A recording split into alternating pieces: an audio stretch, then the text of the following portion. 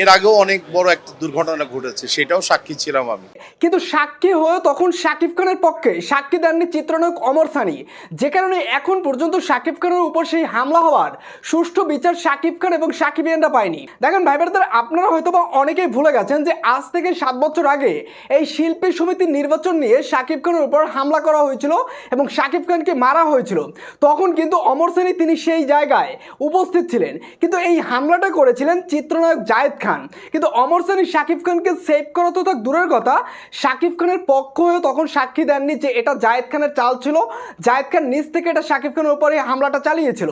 দেখেন তখন জায়েদ খানের সাথে অমর সানির খুব ভালো মাখামাখি, খুব ভালো সম্পর্ক, কিন্তু শাকিব খানের সাথে অমর সানির একটা দ্বন্দ্ব ছিল। অমর সানির সাইড থেকে শাকিব খানকে তিনি হিংসা করতেন, কারণ শাকিব খান বাংলাদেশ ইন্ডাস্ট্রির বড় সুপারস্টার, তাদেরকে পিছিয়ে ফেলে শাকিব খান আগে চলে গেল, যে কারণে তিনি রাগে দুঃখে একটা ক্ষোভ থেকে এবং অমর সানি জায়েদ খানের সাথে খুব ভালো সম্পর্ক দেখে তিনি তখন শাকিব খানের পক্ষ হয়ে একটা কথাও বলেনি। এখন তিনি শাকিব খানের পক্ষ হয়ে কথা বলতেছেন, বা শাকিব খানের সেই ঝামেলার মূল সাক্ষী যে অমর সানি ছিল সেটা তিনি এখানে বলতেছে। তিনি কেন বলতেছে এই কথা জানেন? কারণ অমর সানির সাথে এখন জায়েদ খানের সম্পর্কটা খুবই খারাপ। কারণ বেশ কিছুদিন আগে আমরা কিন্তু দেখতে পেয়েছি যে অমর সানির স্ত্রী মৌসুমীর সাথে জায়েদ খানের একটা লটরপটর ছিল, যে কারণে জায়েদ খানের উপর কিন্তু অমর সানি একটা হামলা করেছিল।